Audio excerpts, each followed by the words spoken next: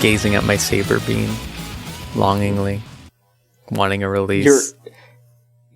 Can you say that in English, please? My saber beam. I don't know what... I have a little saber beam. Well, it's kind of big. Oh, yeah, like the little... Yeah, I know what you're talking about. I can't believe you have one.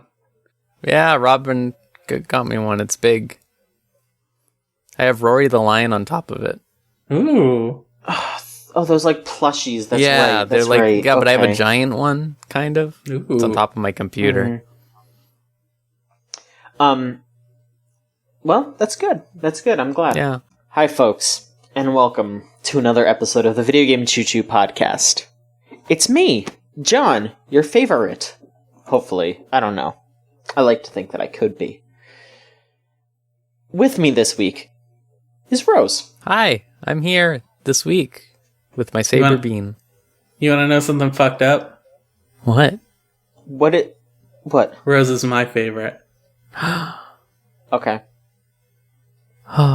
Scott, you're here.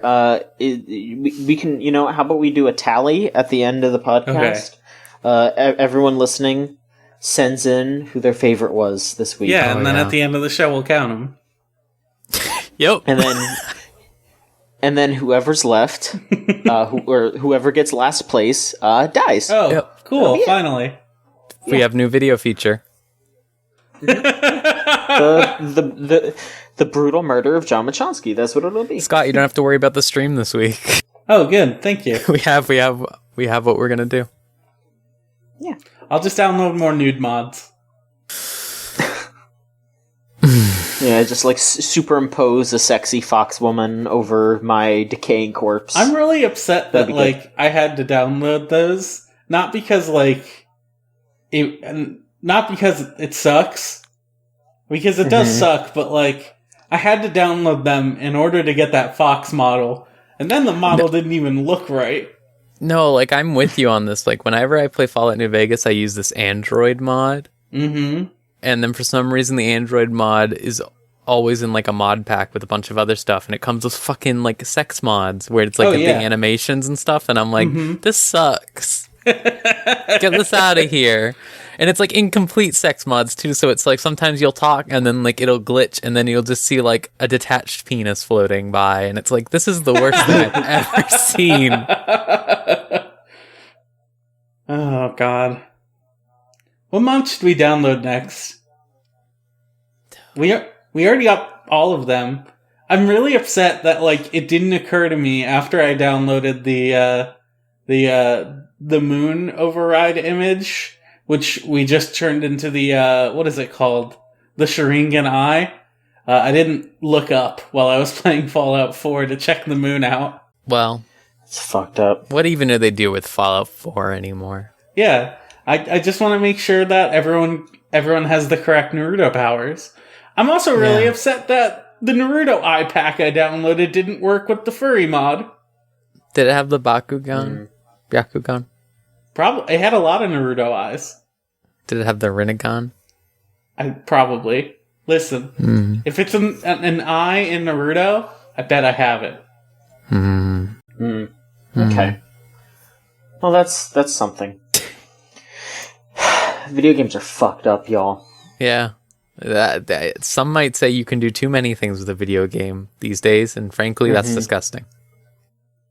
Yeah, we need to ban most things about video games. We should just go back to Pong. God, those were the days. Opinion. Pong, but Safe. You have to, every time you score a point, a part of a picture of a naked woman reveals. What the fuck? So I see you looked in my Newgrounds archive. I see you checked out my Steam profile. Oh. Yeah, honestly, that is just Steam now, huh? Newgrounds is just Steam now. God, fuck. Oh, man. They went legit.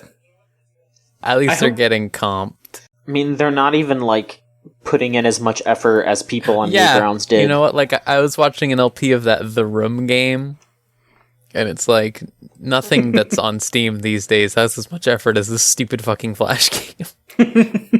I do hope that someday Sonic Inflation Adventure gets up on Steam. No. That's a good game, legitimately. No. I'm not even a joke. Like, that, it's really good. Yeah, I know what Scott's talking about. I've heard good things. I don't like it. You know my Puritan stance with Sonic. You don't want to see any of them blown up to balloon-like proportions. No, you're right. I don't. Okay. Fuck, I only ever played the first one, and I wanted to go back and play the others. Maybe I'll save it for a stream. Yeah, do that. Because I do remember in the first one, you blow up Amy Rose so big that she explodes and dies, and then you have to go on trial. Yeah. For murder. Jesus. That sounds pretty That's good. a good game. Hey, Yeah, that's my good. recommendation for the week. Sonic Inflation Adventure. Alright, well, My recommendation is to not do that. Okay, well, why don't you just smack me in the face then while you're at it? Yeah, get out of here. Everyone play Sonic Forces instead. At the top 2 Sonic games. No. Those are the only 2 that are going to be left standing once all other games are censored. Have you ever seen the Shadow the Hedgehog route titles? They're like so fucking good.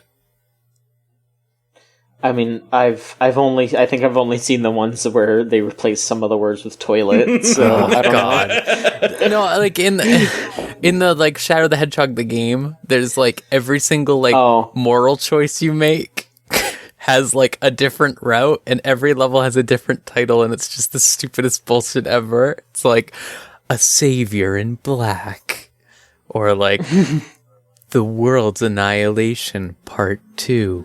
And stuff like that. Like, it's just all really dumb shit. Like, Terminator the Hedgehog. It's all, like, really stupid bullshit, and it's the best, and everyone should look that up, because it's really good. I still love that Shadow the Hedgehog has one of the most complex narratives, like, mechanically ever made in a game. Because aren't there, like 1,000 different ways that you can finish that game, or something like that? Uh-huh. It's fucked up. What the hell were they thinking? I like the ending where he kills Eggman, and that's the neutral ending. That's the neutral good ending. And then it's like, that's good. You don't kill Eggman. I feel like we've talked about Shadow the Hedgehog's endings before, but I do want to look up how many there are again. There's a lot. Endings. There I like are. The one. Why isn't the number just the first thing that appears the second you search Shadow the Hedgehog endings? Yeah, it's like every route is like every level's different depending on what you did. The last one, it's fucked up. Like Charmy the Bee can just be dead. Good fucking riddance, I should add. Wow. It has 326 endings. Yep. Sounds about right.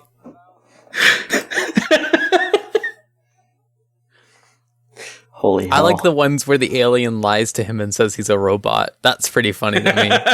And he just goes, shit, I'm a robot. Oh, fuck. Damn. I can't believe I'm a robot. How many times does he say fuck in that game?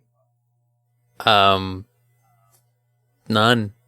He doesn't say fuck once? He says, every time he dies, he says, damn it. Oh, that's fucking sick. And then in the multiplayer, when you get a kill, he says, shit. That game is multiplayer? Yeah. You can play as Metal Shadows. They're like neon pink. I'm still surprised that has single player. Why wouldn't it? It's the best thing ever made. It's the most reactionary thing you could make at that point for the Sonic series. Like, everyone plays Sonic Adventure 2, and they're like, hell yeah, Shadow. And they're like, oh, we need to capitalize on this. Get him a Harley Davidson.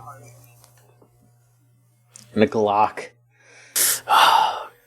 Folks, speaking of Sonic adjacent things, Sega, I guess, and some really weird decisions. Before we get into what we got up to over this past week, our good friend and podcast editor Niall wrote up a little thing about a game that he's been playing called Shenmue. Cool. Wait, which Shenmue is this? The first one?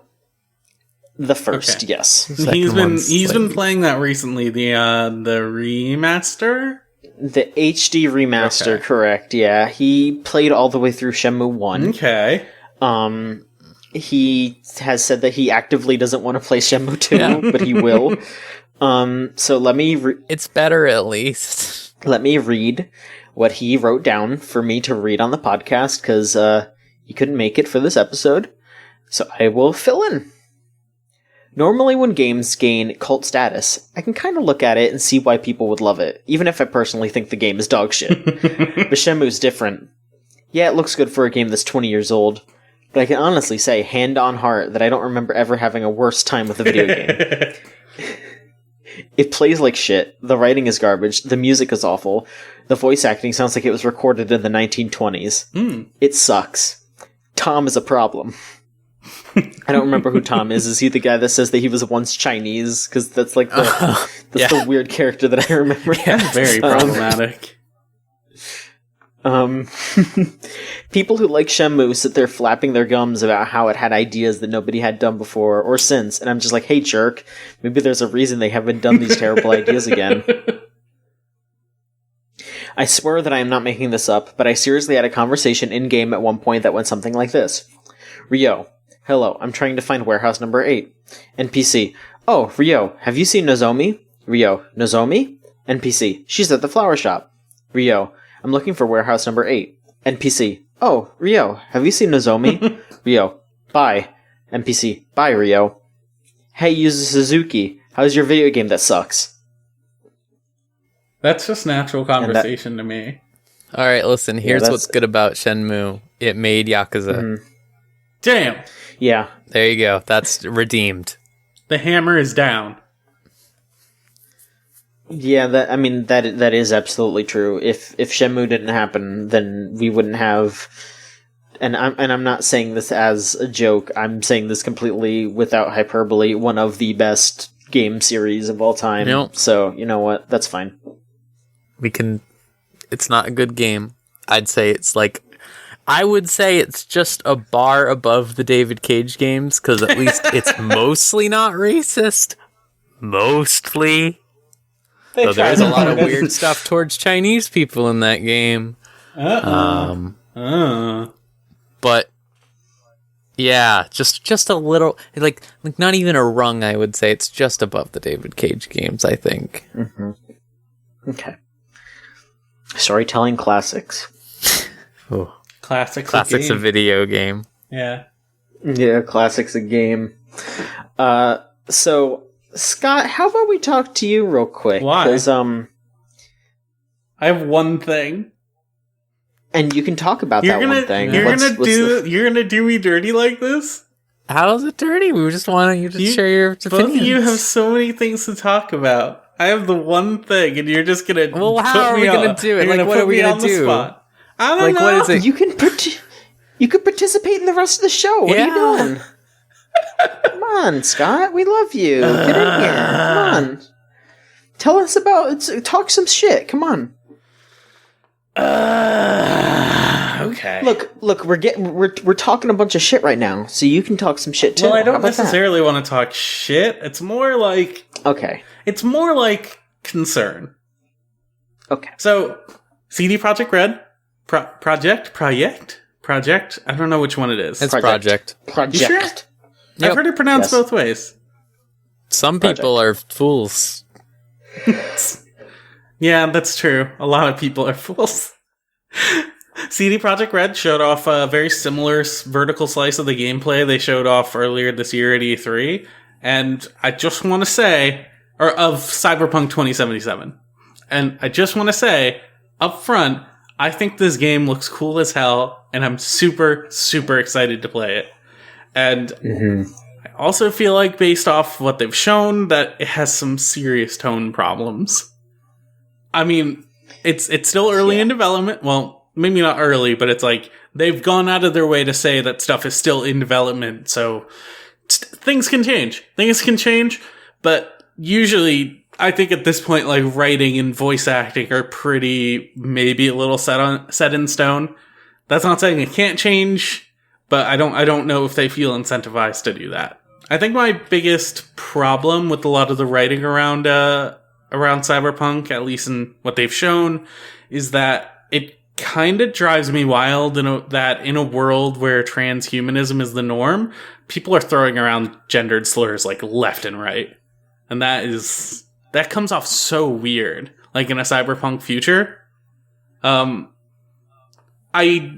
think part of it really comes from wanting to set a like really gritty tone to sell the idea that like capitalist society is what's driven people to these conditions. And like that's kind of the ultimate conceit of cyberpunk as a genre, that capitalism is kind of won, and this is kind of essentially the bad ending of it.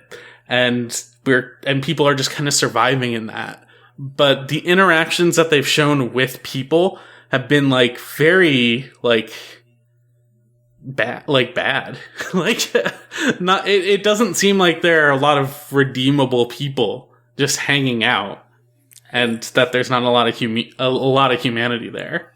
Yeah, I think like I mean, what I will say is what I think a lot of people have said, and you've probably seen a lot of people say, like, cyberpunk is just that all the time, and we do want better. That's why we're complaining about it. Yeah. We want it to be a better thing than what it's been. I've always been kind of like weird, like, I was big into cyberpunk for a while. Mm-hmm. Love Deus Ex and all that bullshit. And it's like, oh, like, it's kind of been shitty the whole time, and it's like, now it's 2018, and most of the cyberpunk stuff is from the 90s, it's from the early 2000s. Mm-hmm. Like, when you have stuff like, even Deus Ex isn't super cyberpunk anymore, it's like, sort of that, like, early cyberpunk, where, like, nothing's, like, really happened yet. It's more future tech than cyberpunk. Yeah, exactly. And, like, even if you look at games that are really good cyberpunk, like Shadowrun Dragonfall, for example, which is a great game, wink. Mm-hmm.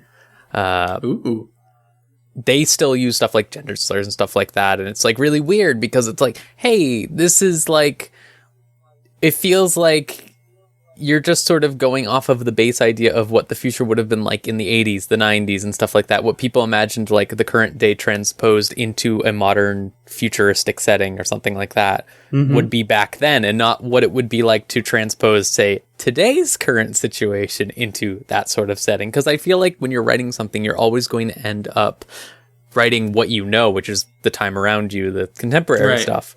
And like, it makes sense, like, you wouldn't, it's always really bad when you invent like new slang and stuff like that most of the time. Like, like that, what was that show on Sci-Fi Network where they like invented a bunch of fake alien slurs and stuff like that? You know what I'm talking about? Yeah, Farscape kicks ass. No, I don't think it was that one. It was like a recent one. It was well, they replaced all the swears with different words.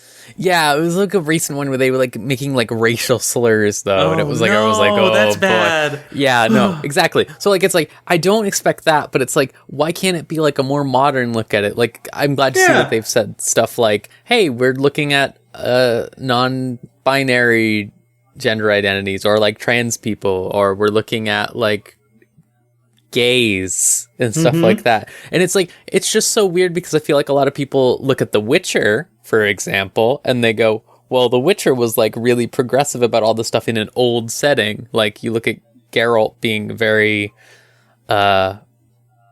left-leaning, some might say, individual. And like stuff like Ciri, where you're able to be like Ciri and say like, oh, I'm gay and stuff like that. And generally that game is pretty good about stuff. And then it's like, you expect it to be like the same thing for this new thing, but then you remember also like The Witcher has like its source material that it's based off of, which is very heavily that sort of ideology, that sort of sensibility. And then Cyberpunk is a tabletop game, a pen and paper game, I guess I should say. And it's like, well, what's the source for that really? You're going to be working off of how people like run that game, how people like have run that game, the source material that is there that's all super fucking old. Yeah. And it's just like, it's weird. Yeah, there's definitely like rule books and like written campaigns and stuff. Yeah, absolutely. You know, but it's even then, old. Yeah, a lot of that stuff is very timed, so to say. I don't know. I could think of a better phrase, but I'm not going to. Also, like, I think it's worth noting that The Witcher isn't without its problems. There are a lot. No. It's not perfect in a lot of ways. I think The Witcher kind of gets a pass because of the way it tried to handle an abuse story in The Bloody Baron with like reasonable subtlety, and it did so pretty effectively. And also, I didn't feel super great about it in the end, but that's because it resonated with me in ways I wasn't super hot about. But also, like, The Witcher is very white. Like, no, absolutely. Even when they do their stories in The Witcher 2, which is almost entirely a rebellion story on one half that you can choose, because you can choose either to be a detective cop or you can be a rebellion dude. Even all the rebellion people, it's elves, but they're all white elves. They're all like, it's all dwarves. They're all white dwarves. They're all dwarf men mostly and stuff like that. And it's like, even if you're going to tell the story, like I'm loath to say, like, it's Poland, so they're just super white, but it really does feel like that a lot of the time. Like, they just don't think about it because CD Projekt Red is super fucking white, and then they're like, oh, yeah. When it comes to, like, the dialogue in Cyberpunk 2077, I feel like there's that same... I don't want to say mentality, because that implies it being more active than it actually is. Like, more of like... what's the best way of putting it? An attitude towards this stuff, and I like not thinking about what color like a lot of people should be in this world, or like they probably don't think about, or when they were making The Witcher 3, they probably didn't think very actively about having so many white people in their game, and that's like. Yeah. That's something that needs to be overcome by people, like addressing that, putting that idea in their heads, and if they're acting in good faith, that's something they would try to address in the future. And I think when it comes to Cyberpunk 2077, the writing is another thing they just didn't think about. Yeah. If that makes sense. And that's, totally. That's a big concern for me. I feel like there's, like... I'm really worried that there's not going to be a lot of humanity in Cyberpunk 2077, which is a weird thing to feel, but like just based on the few interactions that they've shown that were very just crappy, that might just color the rest of the experience for me. And it's like, it's a heavily populated world that represents a very diverse variety of people. I think one small thing that really stuck out to me in the demo that they were showing was like they were highlighting a group, like they were just passively looking at a group of people, and they like highlighted over a bunch of them, and it said like Dirt Boy and Dirt Girl. And there was one in particular that they scrolled over that represented very femininely, and their name was Dirt Boy. And I'm like, oh, that's cool. That's cool. And I want to see like a broader expression of gender and Cyberpunk is like a really good genre to do it. And I'm worried that based on how many times they're throwing around like the C word and shit, it's not gonna be that in the main story. Yeah, I feel like when we look at like how long The Witcher is, and how long the slice of gameplay that we've seen, which is probably also like a big demo. Like you look at like the early Witcher demos for Witcher 3, and they were completely different from the end game thing. Like everything was dark. There was more focus on like boats and stuff. That's why it's weird. But like, I feel like I will be the bad answer of wait and see in this case. Oh, like totally, where it's like, yeah. I am definitely tepid about a lot of things. Like I haven't watched any of the gameplay. I just know what I saw from E3, and I know that I read there's a good article about like how bad the Latino representation was in that that demo? RPG site. Yeah, in the demo. I don't know if it's the same demo or not. It's not the same exact demo, but it is like extremely similar to what they showed at E3. Okay, because there was an article on RPG site about like how like there's a character in the demo who just says stuff like he randomly starts talking Spanish and stuff like that, and I was like, oh boy. I don't remember that part, but it was a 48-minute demo. Yeah. And, like, that was not one of the things that stuck out to me as much as, like, you know, there's one part in particular where you're, like, trying to revive, like, a naked woman in a bath, and you actively pick her up to carry her outside, so, like, the medical people who are super heavily armed and are pointing guns at you, telling you to get away. When you're holding her and you're walking, they make sure that just in your field of view, just in your little eye line, you can absolutely see a titty. And it's like, it just feels so like everything they've shown have felt like a very standard male power fantasy. And I'm just eye rolling at it really hard. Yeah, no, I mean that's cyberpunk. Like, it's for better or worse. Like, I mean, look at Blade Runner. Look at like some anime, that the Marduk Scramble. I just don't want to write it off as a genre thing though. When it's 2018, no, absolutely and not. It should be better. You're absolutely right. I'm just saying, like, there are a lot of people out there who are like, cyberpunk was never about this, and it's just sort of like, actually, it's been entirely about this, and that's the problem, and that's why it should be better. Actually, like, that's why we should want it to be more. We shouldn't be like, oh, you fool, you're not doing the right cyberpunk like all these other people, and not doesn't list any, like. Like, believe me, I wish if there's like a million gay cyberpunk games out there, like, give me them. I only know like 3. There's in the world of cyberpunk, there is furry modification. That's true. Yep. It's just from what I understand though, it's very prohibitively expensive, probably much like fursuits. I'd also like a little tagline with Bomb. It goes like, also, you have to be straight. Fuck, that sucks. Yeah, because we all know gay furries don't exist. No, not at all. Game looks cool. You got arm blades. I like arm blades. Good. I like in Deus Ex when you have the arm blades, and I never use them because I play pacifist. They're cool arm blades. Like the way they used it in the like gameplay demo was they had their character like wall run a bit and then grab onto the wall with the blades and then hack a singular person so that their gun was no longer ID locked to them. So when they leapt down and killed the person opposite of the person they hacked, like pulled up their gun and was like, "You're gonna be fucking sorry when this thing works," and then they just killed that person.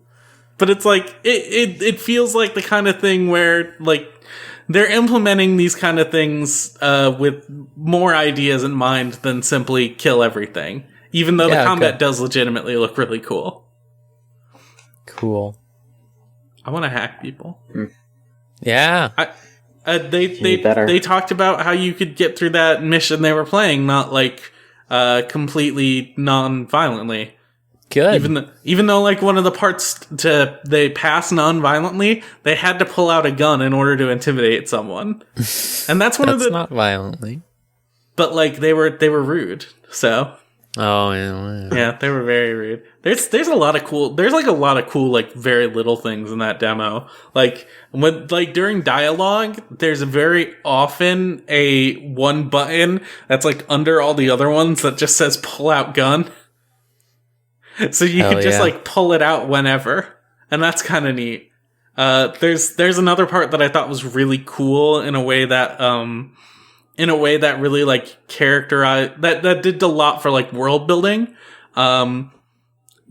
It's where you don't have to do this. You walk up your character, or excuse me, you as a player walk up to an in-game ad.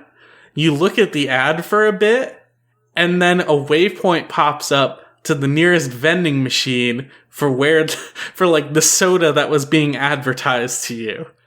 And that was like That's just so cool. Like, here's this, like, very tiny way in which they have just, like, monetized your optical wetware to just, like, run ads on it.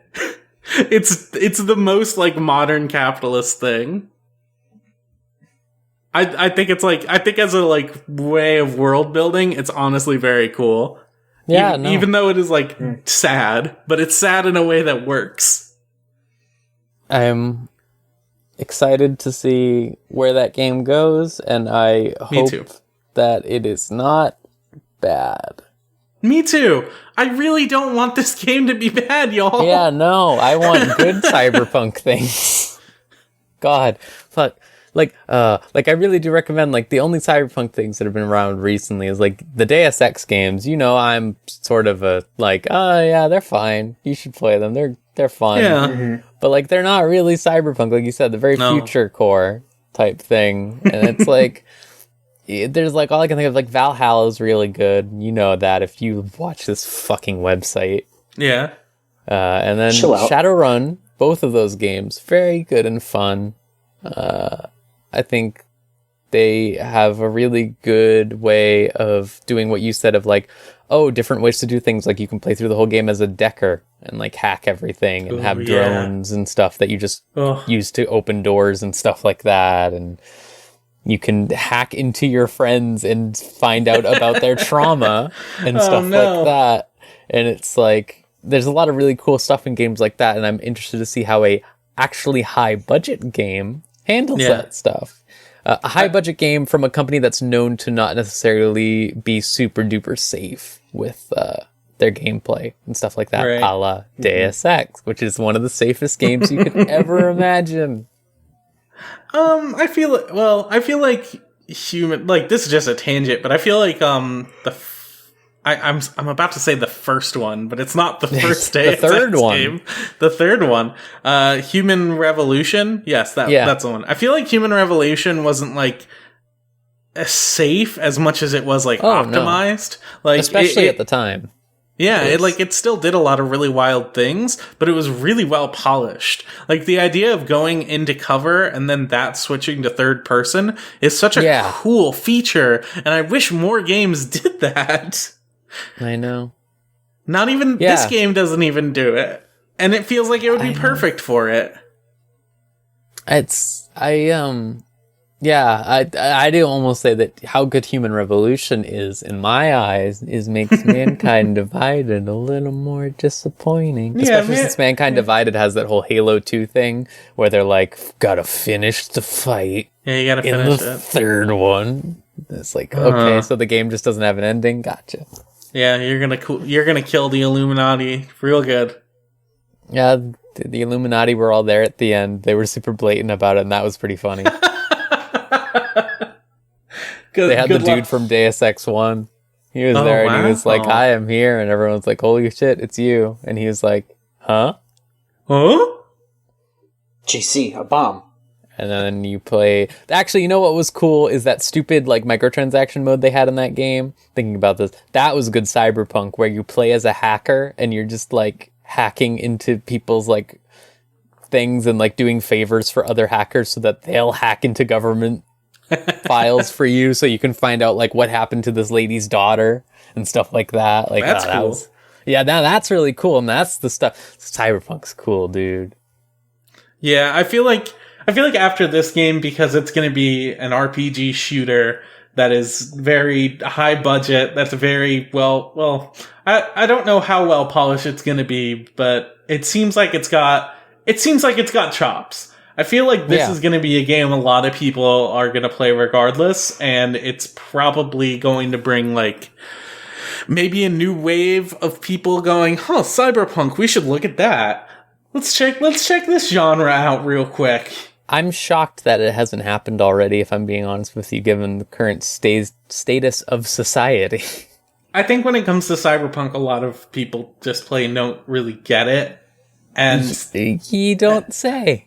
Yeah, so a lot of people who really want to do it just want to approach it for aesthetics and maybe to promote some really bad worldviews. So, One Last Night, is that what it was called? The one by that weird... With let's the not get into universal basic income. Okay. Either way, hopefully, if there's more Cyberpunk after Cyberpunk, maybe hopefully from the indie scene more than anything else, it'll be really, really good. Yeah, absolutely. I would like to see more Valhallas out there. Mm-hmm. All right. Well, thank you very much, Scott. I guess I can go ahead and talk about some stuff. Yeah, go for it. Quick. So I didn't play too many games. Well, okay. I have been playing a little bit more Yakuza Kiwami 2. Again, review up on the site. Don't really have to go too much into that. Mostly just been playing more Cabaret, because I can now. Fucking yeah, dude. It's so good. It's so much fun. But I am playing another game. I'm sorry to leave you all with this teaser, I guess. Because I can't talk about it until next week. You'll be able to hear it on next week's podcast. I have some thoughts about this particular game. I can say that much. Mm-hmm. So that's my little teaser for you to come back next week to hear my thoughts. If they're coming, they're going to come. Don't worry about it, man. I mean, some people, a lot of people have. Anyway, they listen once and then decide they're done. Man, I was going to say something bad. Oh, they don't. He's not going to tell me about this game he's teasing. Not today. I'm done. John silenced. Truly, I have been silenced. So, I mostly just have, news bits, but so I could talk about this little update to another CD Projekt Red game. Oh? That is now, I guess, becoming 2 games. Because when Gwent was announced, they said, oh, there's going to be a single-player campaign, fully voiced, all that shit, new Witcher content, basically. Well, they have changed how things are going to go very slightly. Gwent is going to keep on going as its own thing. And now they are launching a separate, you still play Gwent in the game, but they are launching a separate 30-hour-long single-player game called Thronebreaker: The Witcher Tales. That's just going to be by itself, just Gwent. It's going to launch alongside Gwent before the end of the year. And I guess it's still going to be free? Yeah, I'd imagine if it's with Gwent. I mean, it's standalone. So it says that they announced this during a conference call with investors. Huh. Yeah, it's going to launch alongside Gwent. If it's a standalone story thing, I can imagine them trying to sell that. Yeah, even alongside a free multiplayer thing. Yeah, I don't know. There's no word on when it's coming out, how much it would cost, what anything involved with it. They just mentioned to investors, "Hey, we're spinning the single player off into its own thing." I can see that. So I don't know. I don't know how that'll go. We'll see. We will see. I guess real quick, speaking of expansions, Shovel Knight. We know how the last expansion is going to go down. Oh yeah, is You're still waiting. King Knight? Yeah, the King Knight expansion, the King of Cards. That is due out April 9th, 2019. If you own just the base Shovel Knight game, it's $10. Or if you bought Shovel Knight when it originally came out, then you already own all of that, and you just have to wait for the update because they upgraded it to the treasure trove. So, if you have I think they gave it out on PS Plus, so you might have that. And then if you backed it ages ago, because I remember I actually backed it. I have it on 3DS, which is pretty funny. I'm probably going to end up just rebuying it on Switch because they're adding something that isn't going to be in the 3DS version, which is I guess they're kind of technically claiming that this is going to be another expansion almost, but it's going to be coming out at the same time as King of Cards. It's called Shovel Knight Showdown, and it's a fighting game. Where you just get to play as all of the knights. You get to play as like Shovel Knight, Shield Knight, Black Knight, and the whole Order of No Quarter. And it's just a fighting game. That's really cool. I have that game on Switch. I might... That feels... I should get into it. I should probably just pull the Band-Aid off and just start playing the Shovel Knight. The Plague Knight expansion is my favorite. I think it's great. Cool. I think it's really good. Spectre Knight kind of feels a little Castlevania-y. I thought that was the point. Yeah. Well, there's nothing wrong with that. I don't mean that as a pejorative. I was just saying. Tone-wise, you sounded very critical. Oh, yeah. No, I don't like that one that much. Oh, okay. So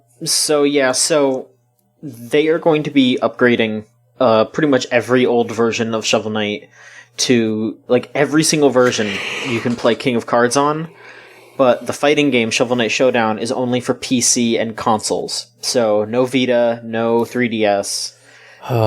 But if you have the Wii U version, if you have the PS3 version, you can play Shovel Knight Showdown on it, which is kind of crazy. That's cool. Hey, what about the mode where you can play as Shovel Knight, but they're a girl? Ooh. They added that a while back, didn't they? Like they did? Gender swap mode, yeah. I didn't know that. I thought it was coming with King Knight. No, I think you just have to, like, input your name as something. I don't remember exactly what, or maybe it's just an option. Weird. It might be an option. I don't remember. But yeah, that's. Oh, also, I guess Showdown is going to have a story mode. Neat. Oh. So, there's going to be an arcade thing, and it says that it comes with mini games and homages to previous games in the series. So, little tidbits harkening back to... That's pretty crazy that they're like, oh, here's a reference to original Shovel Knight. Yeah, I remember that thing. Like, fuck, that was... When was that come out? 2014?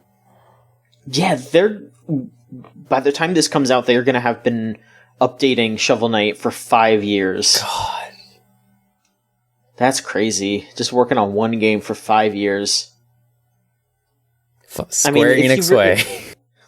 I mean, if you really think about it, like, that's almost like them just putting out sequels. Yeah, almost, no, it pretty much is. Yeah, no, absolutely. I think Plague Knight and stuff like that is just like, yeah, this is the Mega Man 2, right? Like, yeah. So yeah, if you want to buy it, if you just go onto your console of choice and pick up the Treasure Trove, which is $40. It'll give you access to all the Shovel Knight stuff that was released previously, and once King Knight and Showdown comes out, you'll just get it automatically. You won't have to pay anything else. So there you go. That's neat. Yeah, I think I own it on PC too. Man, you want to know something wild, bros? What? Remember when I was like, man, Hollow Knight seems cool. I should probably pick it up at some point, and then I found out, motherfucker. And then I found out that I already owned it on Steam. I was going through the same thing with Dead Cells. And my god, really? I looked at my fucking Steam library, and there it was. How do you do this? I don't know. I think it's like Christmas. Well, both of those were out in early access for a while. So I think people just sent me... Hollow Knight wasn't. Well, that's still also been out for a while, and it re-released recently. And so it's just I think that was a Christmas thing. People just gave me those. You're like, oh yeah, sure. Yeah. I'm gonna clean up my wish list. It's fucked up. Rose, is there anything you wish to talk about? Yeah, sure. Speaking of Dead Cells, I've been playing a lot of Dead Cells because when I visited my girlfriend, her and all of her friends had their fucking Switches out all the time and were playing Dead Cells and being like, isn't this so cool, Rose? Isn't this so cool? Look at this, Dead Cells. And I'm like, that's great. It's on PC at home. I can't play it. And so now I'm home and I'm playing it. And Dead Cells is pretty good at. Either of you played it? I think, Scott, you've played it, right? I still haven't played it yet. What? Who's played it? John, have you played it? No, I don't own it. I thought someone played it. Stu played it. I'm broke as shit. Oh, you know what? Maybe that... No, I don't know. Anyways, Dead Cells, Castlevania, roguelike, better than Rogue Legacy, by far, I think. That's my personal take. Really good if you put a Castlevania music mod on. Ooh. But when you put the Castlevania music mod on, it disables achievements. Which sucks. And that also, like, weird sidetrack. So if you put any mods on at all, it disables achievements. Like, any, which is extremely fucking weird, because the main reason they added mod support was so people could add languages. Like, you know, like translations and stuff like that. So if you want to play the game and say, I don't know, Korean, you don't get achievements. No Chivos. That sucks. Yeah, it's so, like, also I found out, like, it wasn't like that originally, and gamers complained to them and were like, people are putting on mods that like whenever they unlock the achievements, don't do that, and that sucks. Yeah, that sucks ass. But Dead Cells. So I guess I'm the only one to play it, which I didn't expect. I thought that one of you did. I thought we did a stream of it. Janie played it. Oh, Janie did. That's who I'm thinking of. Oh, well, yeah. So Dead Cells is, like, fine. I think it has a lot of problems in terms of being, like, a roguelike. Like, I think, like, it's good at being, like, a roguelike that you keep playing until you beat it once. And then I kind of have the thing of, like, well, once you beat it, what's your end game, right? Like, why would you keep doing it? Because you look at games like Isaac. You look at games like, I don't know, let's say Enter the Gungeon, and you have different characters, you have different routes, you have different endings that you get, and you get unlocks for doing different things as you beat it, right? Mm-hmm. But with Dead Cells, you have one character, and all you'll unlock once you beat the ending is maybe some more weapons, which are probably not as good as the weapons that you used to beat the boss the first time. Huh. And also the last boss is, like, terminally unfun. So it's just sort of like, what's my end game here once you get to that ending? Because, like, I think, like, when you're playing it for the first time, and I'd say for the first 10 hours or so, it's really, really fun. It's like, yeah, you're getting to grips with the combat system. There's a lot to do with the combat system. Every time you find a new item or make a new item, it's like, oh, cool, this new thing will work in this way, or this synergizes with this. And, like, all of the different weapons and stuff like that. But it quickly becomes like, oh, this run just gave me 2 horrible weapons at the start. This sucks. I'm just going to restart. Or, this run gave me 2 horrible weapons. I'm going to keep trying and go through it. And, like, you're just doing so badly with these 2 really bad weapons. Like, they're really bad weapons when they're really bad, and you just die.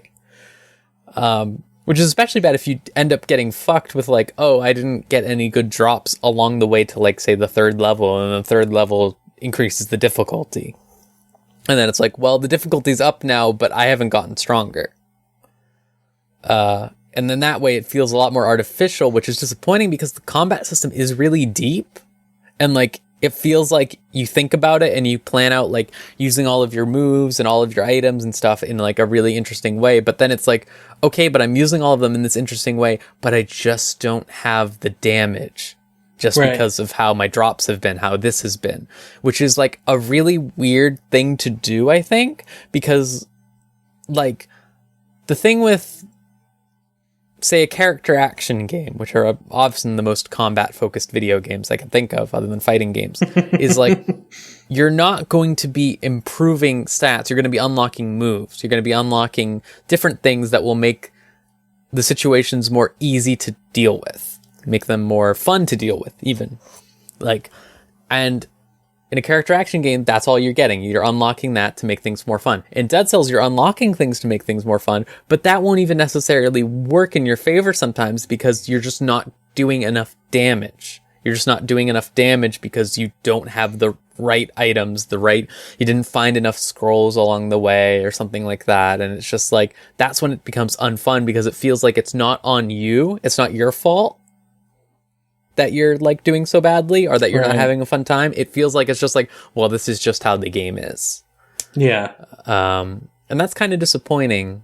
But I think like the experience of getting to finish the game is still fun. So it's kind of like Spelunky in that regard, where it's like, hey, Spelunky's like, you kind of one and done. Like, you go through the first way and then you go through the second way with all the secret stuff, right? Like, this time around, it's just the same exact thing. You go through one way and you go through the second way with all the secret stuff. And it's the exact same, but like, I feel like it's really, really a lot more trying to be like that multi-run thing than Spelunky is. 'Cause Spelunky doesn't have you unlock items.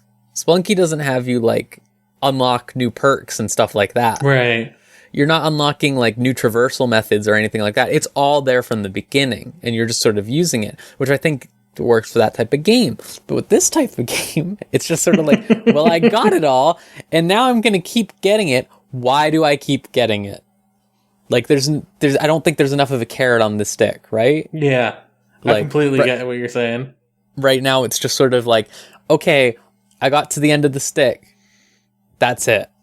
Pretty much. Like, I think that's where I'm going to be at. I know that the other mode, like when you beat the final boss, which I haven't beaten yet because it's really not fun, you get another difficulty mode that's like hard mode or something like that. I'm loath to imagine what that's like right now, based on my experience. But I still think like playing it, if you're going to play through it, like, you will have fun with it for a while, I think. And I think maybe some people are really into that concept of like, yeah, I'm going to have the perfect run, or I'm going to speed run this. The daily challenges are actually really fun in that game because they're not like the usual daily challenges where it's just play through the game. They make like a custom map and you go through it, and it's just one room. It's just one level.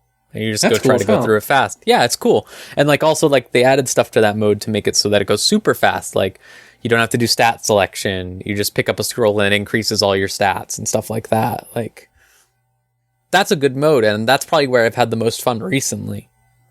But yeah, I think like that game has very short legs at the moment. They're going to add a lot more stuff later. I think they said they're going to keep updating it for free, I believe.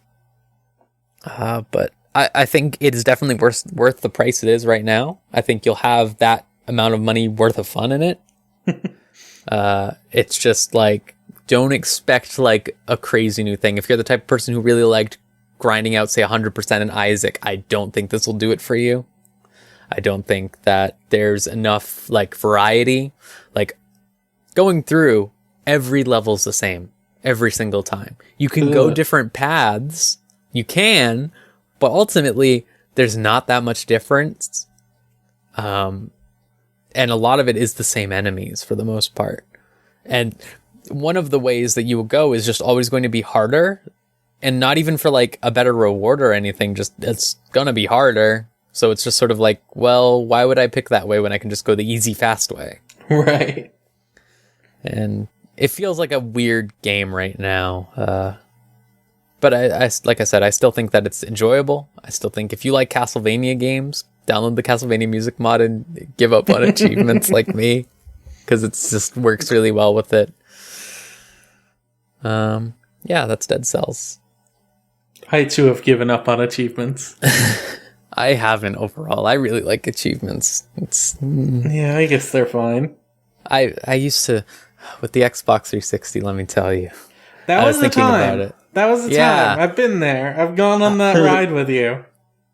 Yeah. I 100%ed so many games. Like, I was just thinking about it. Like, it was never like, I was never the type of person who rents the fucking Avatar game or whatever and then like mashes the X button and gets that achievement. I was like, oh, I really like this game. I'm going to get everything. So like Alan Wake, Red Dead, Halo, stuff like that. Like, and I just look at my achievements and I'm like, why did I 100% Sonic 06? What's wrong with me?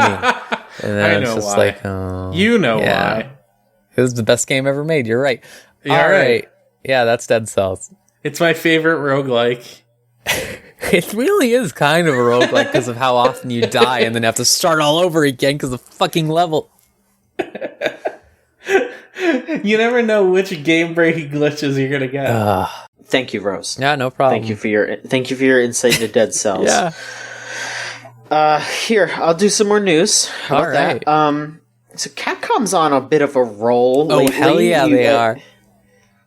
I'll let you go triple S crazy in just a moment. But for now, I'll just point out that the original Onimusha game, Onimusha Warlords, which I actually don't know too much about, I will admit, but this game is getting a remake. I guess it was originally a PS2 game. Yeah. So they are re-releasing it for PS4, Xbox One, PC, and Switch. And they're only asking $20 for it. They're saying that it will include HD graphics, widescreen support, a new control scheme designed for analog sticks. So that's probably the best news about that. And a new soundtrack. Now, the new soundtrack bit is particularly interesting because the original soundtrack for Onimusha, I don't remember the man's name, but the original soundtrack was done by a now infamous composer that worked for Capcom. That most of his music was ghostwritten. Oh, the fucking Resident Evil man, right? Yeah, the one who I think he did that guy. So they're having to come up with a new soundtrack for it. They're also saying that they're adding an easy mode option for people who need that, like me. And there are also going to be options to have the game controllable in the same way that it originally was. So if you're a big fan and you like clunky controls, that's perfectly fine. And they will also have fixed camera angles. So if you like fixed camera angles, there you go. It just sounds like they're giving you whatever options you might need if you prefer it to be old school, sort of how it originally was, or updated to current sensibilities. This is due January 15th next year. Cool. Sounds neat. Yeah. I saw some people talking about it, and they compared it a lot to Resident Evil, like in gameplay structure. Oh, really? But with samurai. Good. I knew some friends who liked it. But yeah. Yeah. It's not like you're not fighting zombies. Like you're a samurai fighting like samurais and shit. Scott, you see the fucking Sekiro thing? This is like. Yeah, I did. It was good. I talked about it a little bit last week. We kind of like blasted through it a bit just because we were with the Soda Milk Boys and I didn't want to bore them too much with Sekiro talk, but fuck, it looks so good! Right? It's like everything looks like a duel. It's so cool. It's so tight. I feel like, John, you might actually really like this one. Yeah, I think so. I know you're a fan of like platinum action games and stuff, so I think this might be a little bit more up your alley. I'll give it a shot. Okay, I'll give it a shot. Can we please play Bloodborne? Yeah, boy. Rose, would you like to regale us about the fucking the mess you made throwing a table off the ground and screaming? Fucking Devil May Cry 5 looks so good every day. Every new time they show it, it's like, look how good this game is, and it's like the same like 20 minutes of gameplay, and I'm just like, yeah, just keep showing it. I don't care. It's great. So they said that game's coming out March 29th, Devil May Cry 5. The 5th Devil May Cry. It's only the 5th one. That's what they said at a panel at PAX today. Oh, I get it now. I would think for ages I was sitting there like, why are they making an? Oh, okay, all right, I get it now. Yeah, no. Okay. And like they showed gameplay last week at Gamescom, and that was really good. A lot of just looks like fucking Devil May Cry, dude. Like it just looks like Devil May Cry. Hey, that's good. You know? It's really good. It looks really modern is also what I said. Like it looks literally like exactly like what you think of. This is Devil May Cry if it was made in 2018. And it feels like a very post-Bayonetta thing. It feels like they're going in their own direction instead of Platinum, I think, in a lot of ways, with like characters playing super differently. And that's cool. They said they're going to show Dante, who they only showed a little bit, which is him riding a motorcycle, and then he hops off the motorcycle and cuts the motorcycle in half and uses it as two swords. And then he puts it back together to like ram into people, and that's gameplay. And it's like, fuck, this is great. That game's looking great. They showed all of Nero's arms, because he has arms now, like that he equips, the different arms, and like literal replacement arms, like robot arms. Right arm is and they're saying that there's a third character that's going to be playable. Yeah, do you know anything about that? No, they said they're going to show it in like January, I think they said, because Dante's TGS, and then they're like, yeah, we'll show the third character before launch. It's a new character, at least, so they've said that. Okay. All right. But the arms are so cool. Like, you get the world from JoJo, like, just freeze time, and then you can just, like, shoot a ton of bullets, and then they, like, go into them after the time stop ends. And, like, they have a whip where you just, like, grab onto someone and just do, like, these crazy lasso things, and it's really fun. Yeah. The fucking best one is Punchline, which is you shoot your robot arm off, hop on it like a jet, and ride it around, and you can just do that wherever you go, wherever you want. And, like, one of the things you can do with it, besides just normal fight on it, is back all the way up and then just, like, dive bomb someone, and Nero just eats shit, like, immediately, and, like, it just explodes and, like, kills everything, and Nero's just, like, falling over like a dumbass. It's, like, the best thing ever.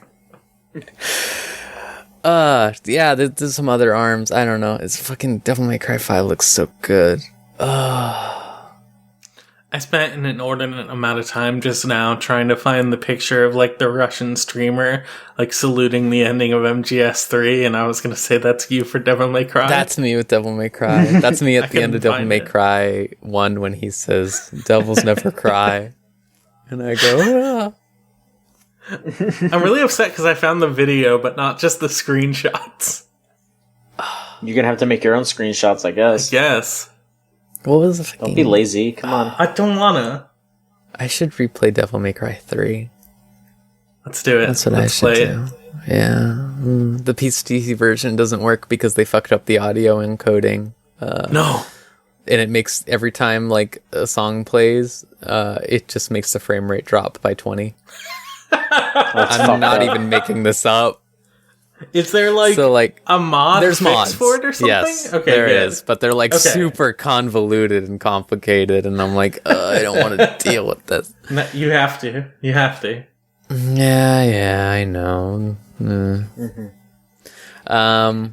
Yeah, so Capcom, thank you. Thank you. Yeah, really pulling it together, you know, like yeah, for real. They were on a downward slope for a good while, and now all of a sudden it's like, oh, by the way, Resident Evil 2, Devil May Cry 5, Onimusha, Mega Man 11. Mega Man 11, which, I mean, Mega Man 11 I'm still a little, like, I'm really cautious about. Good. It looks fun, and it's like, Mega Man 10 and 9 were good. Yeah, I mean, you know, I'm not ready to just be completely like, a check, this is going to be amazing. I'm just more like, yeah, sure. This looks okay, I want to get my hands on it. That kind of deal. They're teasing Mega Man X again, like a new one of those. So, like, ooh, who knows? Yeah, they're saying, "Oh, we haven't started working on it, but maybe if Mega Man 11 sells well, maybe." But you know, it's probably in development. You know, it's gotta be. Yeah, they had new renders in the 8th anniversary collection, so just like they did with the original Mega Man. Yeah, Mega Man. So I guess real quick, speaking of making good on old games, a lot of people have been wanting a new Streets of Rage game for a long time, and Sega would almost do it and then would back off. They've been doing that for ages and ages and ages, but now finally, a new actual Streets of Rage game has been confirmed. Streets of Rage 4. Now, this is being developed by the first person, or the first developer that's listed on here is cause for some concern. It's .emu.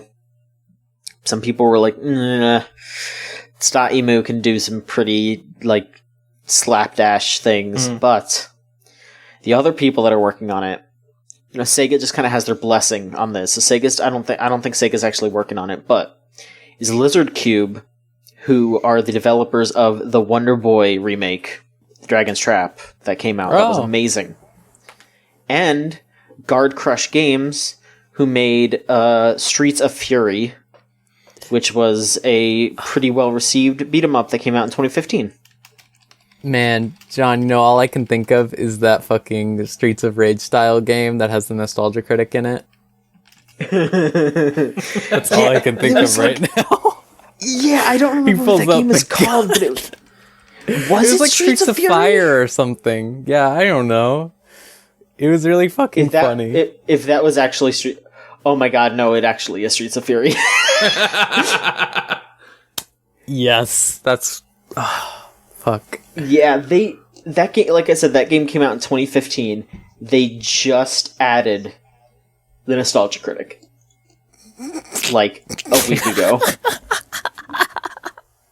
I can't get over that. I'm sorry. It's real fucked up. It's so fucking weird. But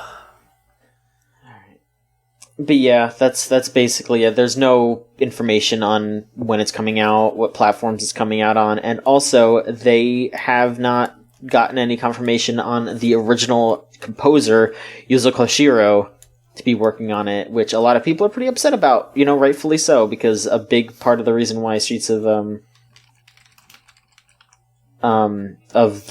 Streets of Rage history is how good the music was, but maybe that'll change.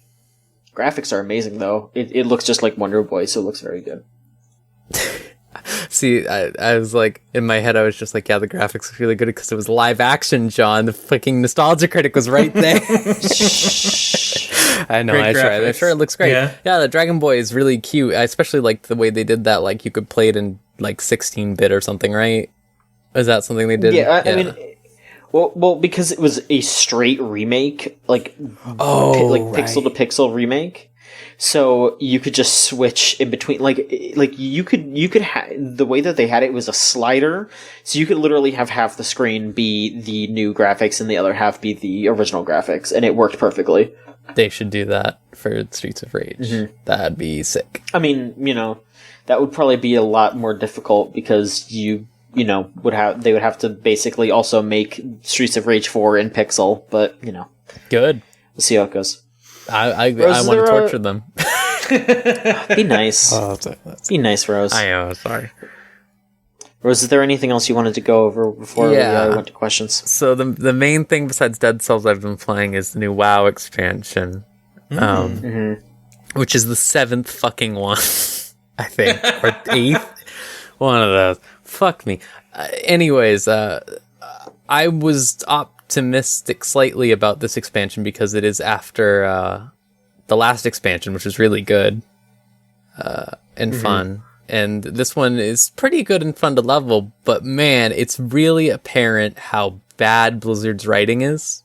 Like, in every regard. Like, I mean, I've complained about this with Overwatch. I've complained about this with other stuff like Diablo, but like, man, they just go back to the same well every single time, and it's mind-blowing. It's like, and like, it's not even a good well, or like even like an inoffensive well. It's like the well that's like boarded up and says racism inside and stuff like that. Like, Christ. That's the well they keep going back to, and they're like, please, we made a new one down the street, and they're like, no, it's old, it's good. This one in particular, as I understand it, is very much a throwback to like original kind of vanilla-ish WoW. Oh yeah, like they're trying to go back to that whole like, WoW is the Horde and Alliance, the two faction thing, and now like for the last like few expansions, it's sort of been like, who the fuck cares? Like, right. This is stupid. Like, just have them basically be different storylines, but like they're working for the same goal and everything like that. And now it's just like, no, we're gonna have them fight because the War planet got again. No, here I'm gonna read like they did it. The planet got stabbed with a sword, and the planet is bleeding, and the blood is really strong magic. So now everyone wants it. Cool. That's the conceit. Great. Yeah, it's great. They write all the characters like really 2D-dimensionally, like. Just like, you'll have a character who's supposed to be like this amazing tactician, and then she's like, I'm sarcastic like a Joss Whedon character, ha ha ha, and stuff like that. Or they'll be like, this character committed genocide. Maybe she's alright. I don't know. Cool. And then, like, fuck, what was the biggest thing is, like, WoW has always been about corruption. Like, every fucking storyline is about like, oh, this good character became corrupted and evil and now you have to fight them, and they just keep doing that over and over, and it's ridiculous.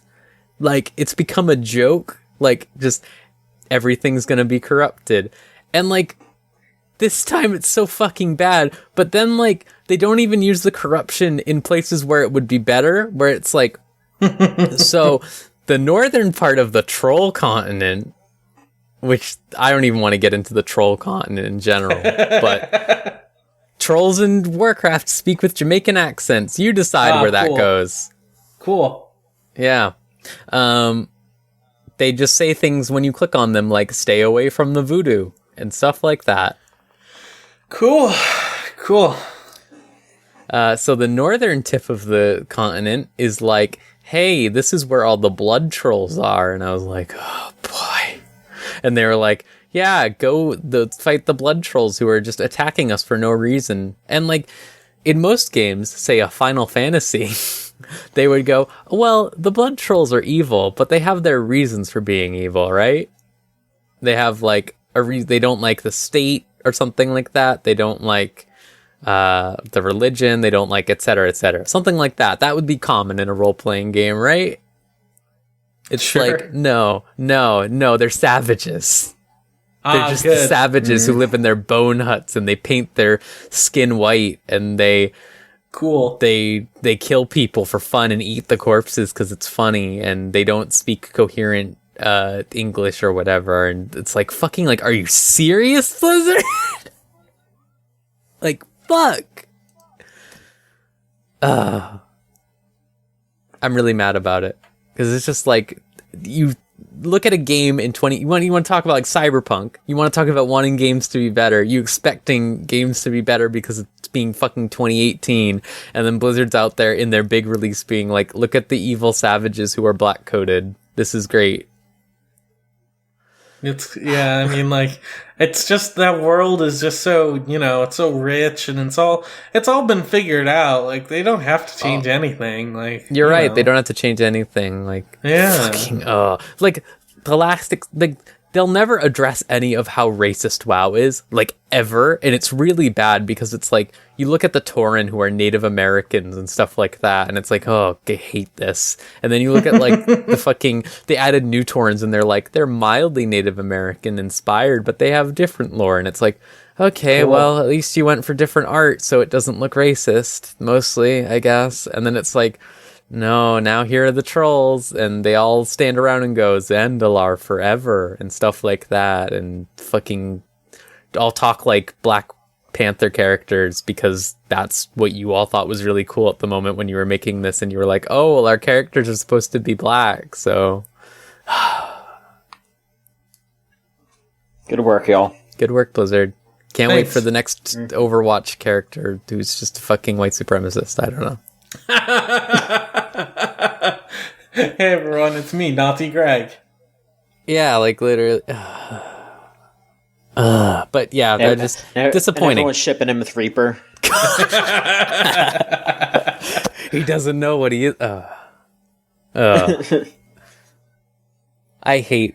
Oh boy. I hate Blizzard writing. I hate that they haven't gotten better I hate that, like, Blizzard is somehow revered for storytelling, which is mind-blowing to me because I don't think they've ever been good at it. I say this as someone who was like, oh, the Lich King's so cool, and stuff like that. Like, I still wasn't like, this is the best story I've ever seen, or anything like that.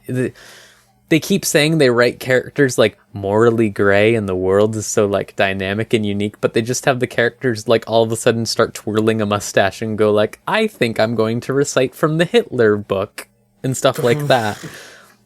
No, like actually if they changed it, but in the beta that I played or the alpha, they literally had Sylvanas, the undead chief lady, start just saying like fucking Hitler quotes and stuff like that. Cool. And, like, people were like, hey, maybe you shouldn't do this. And they were like, oh, maybe you're right. Maybe you're right. Just gonna tone it down a little bit.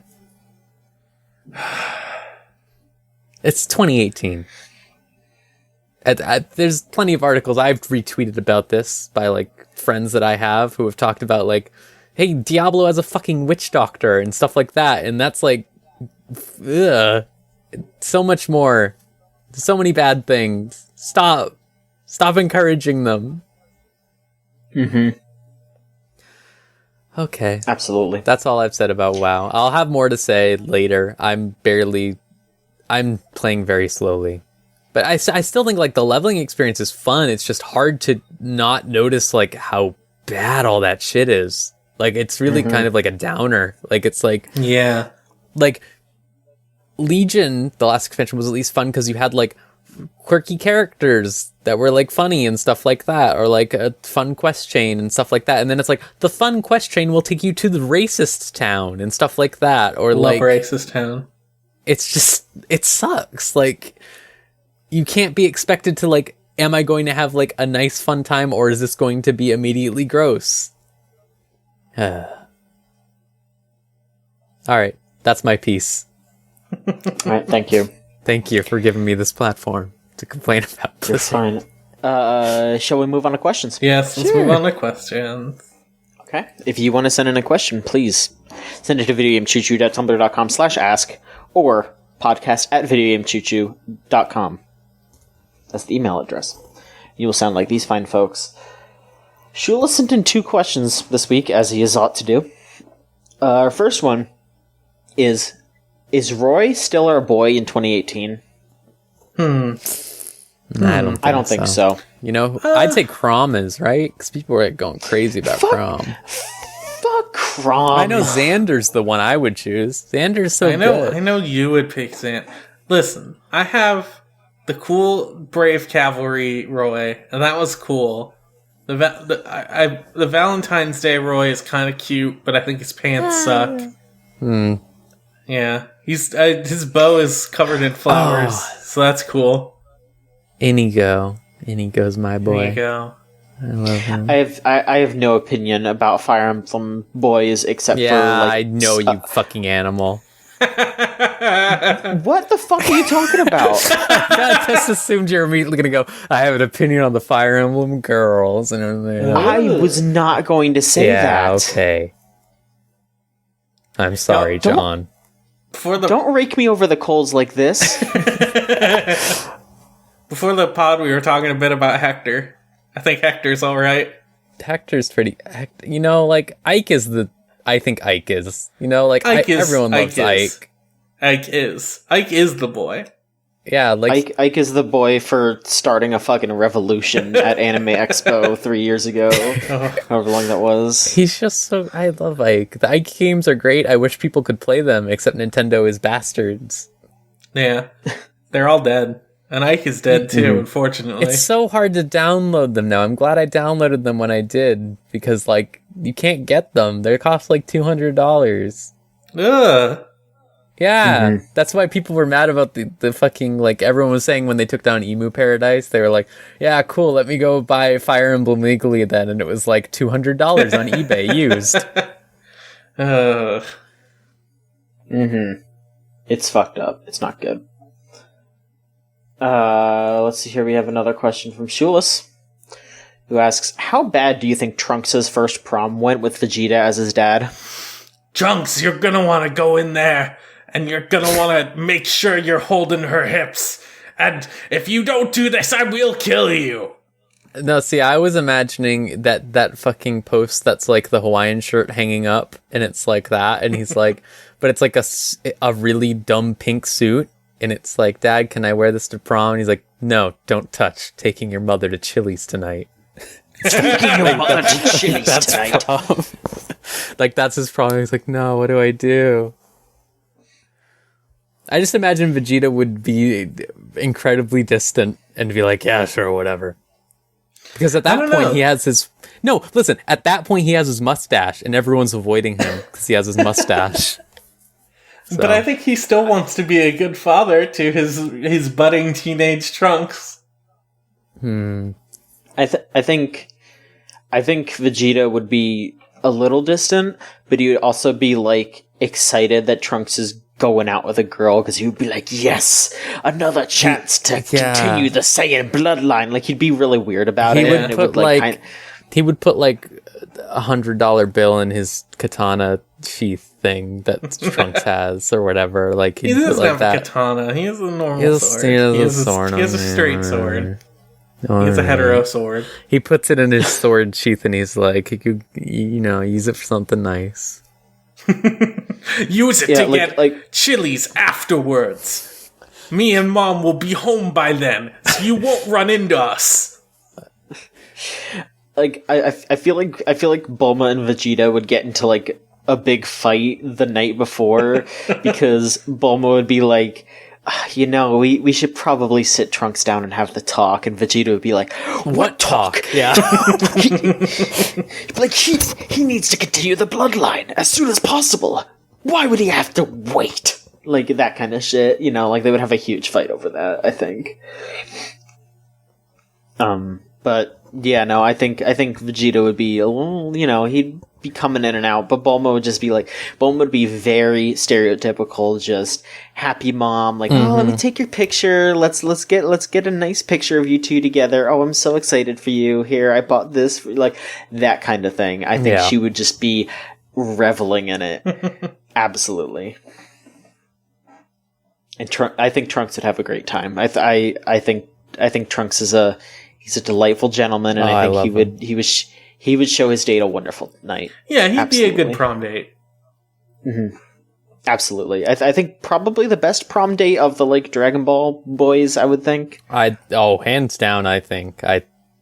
Hands down. Hands down. Like Gohan's close to that, but, like... Gohan's too much of a little... You can say it. Gohan... No. Say whatever you're going to say, Rose. You have to say your piece. Gohan is too reserved. Okay. See, I feel like Trunks would be very anxious. I don't. I think, like, he would be, like, a little bit like, but he would be fine. Like, you remember when Bulma says she'll be his mommy, and he's just like, like, that's what I imagine he'll be like. He knows how to get himself out of a bad situation. Yeah. Like, he can swerve, he can pull around. He's reactive. Be like, you don't know what you're saying. I'm so sorry. Like, we could talk about this later. Like, he can fix it. He can swing back around, and, like, if anything's going wrong with the date, he can patch it up. It's fine. Like, Gohan would definitely be the type that's like, oh, something's going on. Like, he would flip out. And then he'd run away. Yeah. But also, he's surrounded by a bunch of other high schoolers that he doesn't want to embarrass himself in front of. Trunks doesn't care about that. He has white hair. Oh, okay. Yeah, he has a sword. He brings it with down him. Anyone who dares. Trunks bringing his sword to prom. Let's take another question. Oh, fuck yes. Okay, of course. We get a question from, I guess we should say friend of the site now. I don't know. Ex-writer, our good buddy Michael, who sent in a serious question that must be taken seriously. If butts were a currency, how much money would you have? Thanks. Not enough. 1. I mean, is it like, are we talking about, like, the quality of it? Or are we talking, like, is that worth more? Or what? What do you think? I don't know. Give me your solid appraisal. If it's like worth more, like then like I'm fucking loaded, buddy. Like if it's like, oh yeah, it's good, like yeah, let's go for it. But like if it's just like, how many do you have? It's like, well, how does the system work? This just sounds like a bad like The Purge style movie type thing where it's like America is ruined and because everyone's chopping off each other. Like I've heard those moves are okay. No, they're not. Whoever told you that they're full. In a Purge-style situation, how many butts would you need in order to survive? Just one. It depends on how you utilize butts. Oh. You could use one to take a bullet for you, and then you could get away. Or you could trade it to someone in order to get protection. Yeah, you could, I guess. Folks, I'd just like to remind you that episode 276, aka 69.4, is not for a little while, so please be careful. Is it really 4? God, it is. It's really 4. Oh. It's not that far away. It's only like a year and a half away, so, you know. That's far. I mean, yeah, in the grand scheme of things, I guess so. But, you know. I don't have it in me for that. All right. To answer your question, Michael, I feel like I would be heavily fined for what's going on in my derriere. It's not great. It's a damn shame. Yeah, it sure is. I don't know. Our next question is actually sent in by me because I wanted to ask a question that I saw on Twitter to you two. All right. I forget who said it on Twitter. I'm very sorry. I don't think they're ever going to listen to this podcast, so who cares? I forgot. Okay. I'll look it up while we're answering the question. Sure. Okay, thank you. They asked, what's the weirdest way you've come into possession of a game?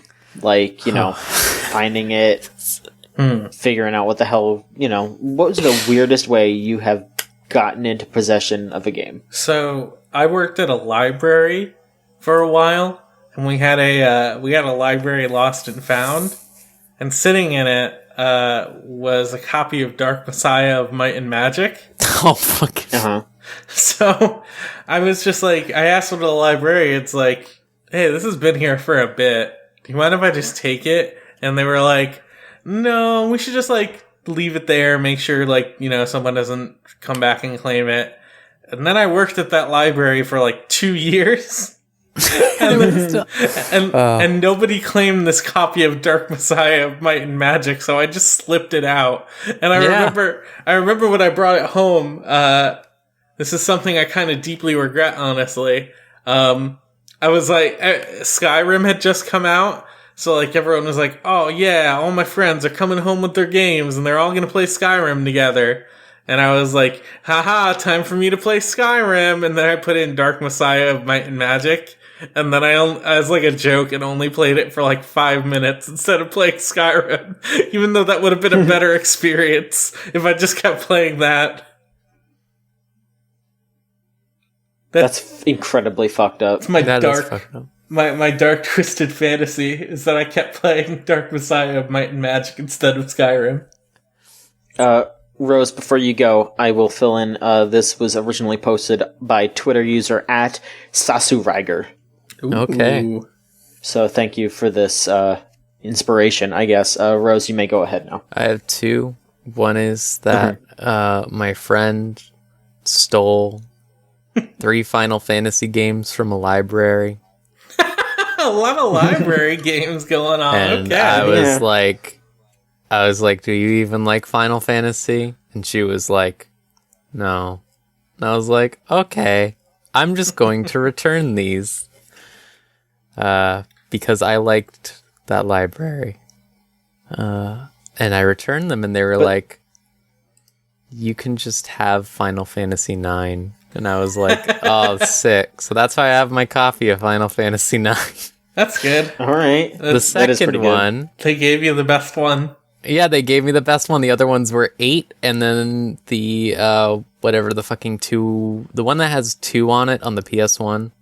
You know what I'm talking about? Like that's Chronicles or something. Yeah. Origins. Origins. That's right. Yeah, fuck That 2. was so weird because it came out super deep into the PS2 life cycle, but it was a PS1 game. Yeah. That's wild. That game is alright. Final Fantasy 2 isn't.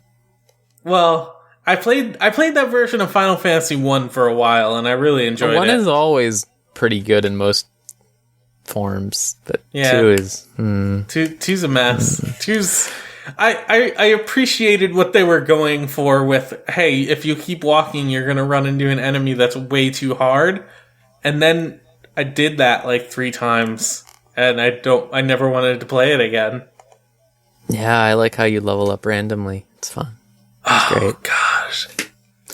The second game is Paper Mario: The Thousand Year Door, which I rented from a video store down the street from me. Forgot to return for 3 weeks because I was a very busy child. And then I went back and they changed the movie store's name, the video store's name, to a new name. And I was like, hey, I'm going to get a new thing out, forgetting that I had Paper Mario. And they were just like, yeah, sure, just take it out. And I was like, do I have anything to do? And they were like, nope. So I guess they changed their system, and Paper Mario no longer existed. As Nintendo feels the same way. Yeah, fucking... But yeah, so I just stole that. 1 was honorable. See, I got Final Fantasy 9 by being, like, a good person, and then, like, Paper Mario was like, I forgot it, I had to return it, and they were just like, Paper Mario what? I'm like... Light rose, dark rose. Yeah, exactly. Absolutely. So mine is pretty wild. It's a little real like quick. I think you talked about it before on the podcast. Maybe I did, but you know what? I'm going to do it again because right. I don't care. I think either my dad like just found it or he stole it. But he like gave me a Game Boy, an original Game Boy that was covered in Sharpie, and a copy of Pokemon Red that was also covered in Sharpie. And I don't have the Game Boy anymore because I think it broke, but I do have the copy of Pokemon Red, and it is just fucking obliterated. And it still works, it just needs a new battery. Oh yeah, it's like all of them. Yep. Oh, my Pokemon Crystal. It's not that hard to get those replaced. I know, I just don't want to. And also, it already deleted the save data. That's fair. I'm just gonna do it just so I can be like, hey, I have it. It's time. I could play this original ratty ass version of this game. Yeah. So sure. Mm-hmm. All right. Anonymous asks, I wish I thought of this for the soda milk episode. I'm sorry. I'll run this by the soda milk guys later, so maybe that we can have them answer as well. But how would John Taffer respond to soda milk being served at a bar? What if the bar was already very successful? I mean, if the bar is successful because of soda milk, then John Taffer does not need to rescue it. Exactly. He wouldn't even be in the picture. Yeah. In fact, I think he needs to be rescued from himself. He's just saving all of these bars and avoiding the bar in his heart. Yeah. Mm-hmm. And I think it's going to be a nice mix. I think if he just sits down, he just grabs a soda he likes and a milk to perfectly complement it. Mm-hmm. His soul might be cleansed. And he'll good. Yeah. Strawberry milk bubble tea. Been having that a lot. It's good. It's really good. Which soda would you milk with that, or would you mix with that? Which soda would you milk with that? I mean, yeah. I really don't know. Sprite? No, don't do that. No. It'll become a fruit cocktail. No, you don't mix Sprite. No. We talked about this. I have mixed Sprite with milk, and it was legitimately the most foul thing it was the grossest thing that's ever happened to me. It was not good. Wow. Yeah, I think John Taffer would want to shut it down, but then maybe once he tried one of the taste sensations, maybe he would be swayed. Who knows? Who knows? Someone should run it by him. Next question. Okay, this is a pretty open-ended question. It's just, what's the worst anime? Just the absolute worst anime you can think of. I mean, there's a lot.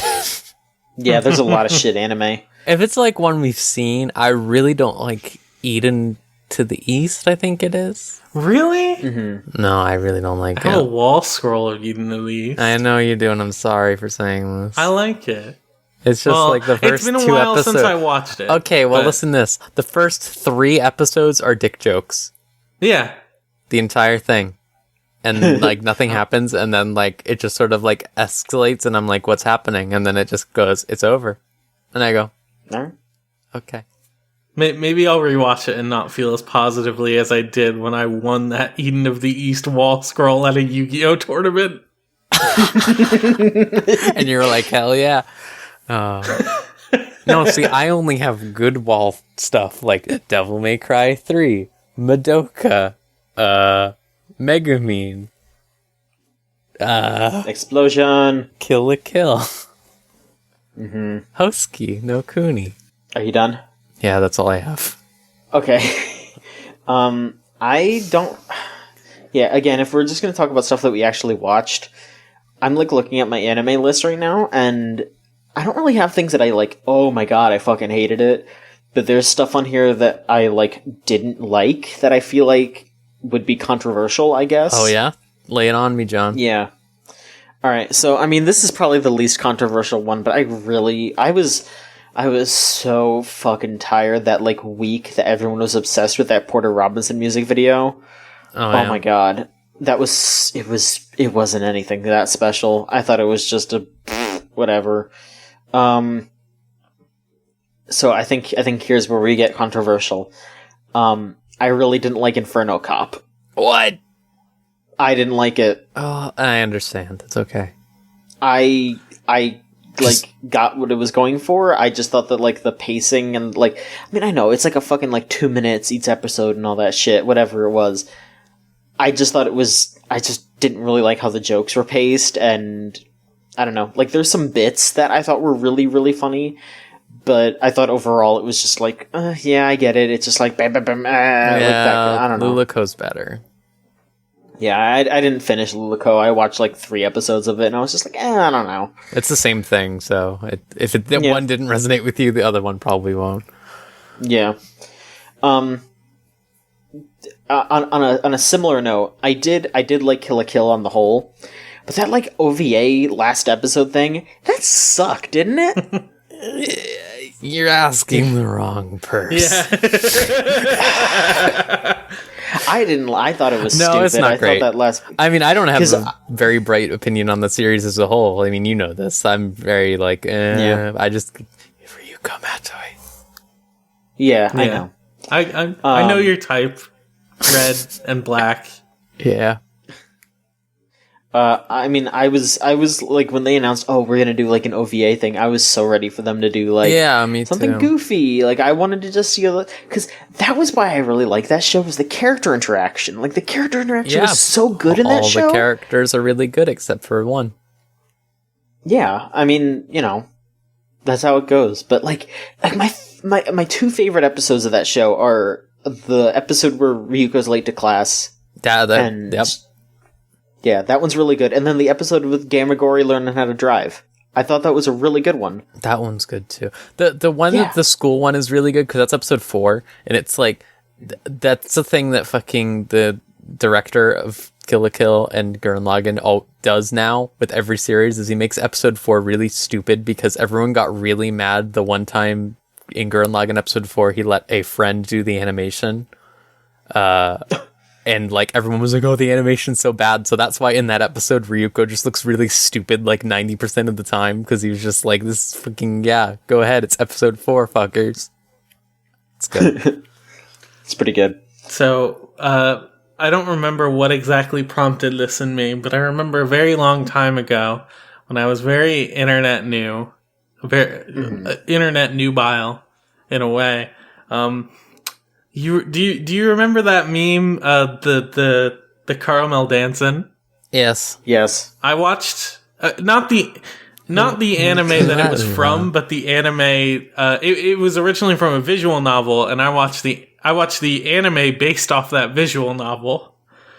And it is called Popotan, and I remember that being one of the very first things that I hated. You know what else? I don't like Higurashi. Does anybody like Higurashi? Yeah. No, some people do. I still have more Popotan thoughts. Oh, go. Sorry, I was you're good. So I was racking my brain while you were talking to like try and figure out more about Popotan because I was very, very curious to see, like, you know, maybe there was more to this. I want to know if this thing that I watched when I was way younger really was as widely hated. It was as people hated it as much as I did, and it turns out people did, and I'm very excited about that. I'm glad. Apparently, Anime Jump gave it 1.5 stars, stating that beyond the pretty pictures, it was created specifically to sell DVDs, tiny figurines, and other merchandise to introverted adult men. There's a whole section on this Wikipedia article about the nudity in it, because I remember one of the things I hated the most about it was that all three of the girls, including the girl who is very underage, were always taking baths with each other. And they just loved to take baths. And they kept taking baths all the time. And I just want to read this paragraph, because it's really good. Do. The level of nudity and its importance to the storyline have been widely debated. John Opliger of Anime Nation feels the explicit nudity ruined the Popotan anime, overshadowing its character depth and complex storyline. Anime News Network and Mania agreed that it was excessive. One reviewer likened it to kiddie porn. That's not good. And another attributed its re-release to demand for nudity. DVD Talks reviewers were mixed. One claimed the nude scenes were out of place, and another considered them appropriate. Appropriate? Yeah. That made me think of one more that I hate. Nisei Monogatari. Because I love Monogatari. You know this. I love it. I do. It's fucking great. I adore it. That series made me not watch the entire rest of Monogatari for 5 years. Ooh. That's how bad it was.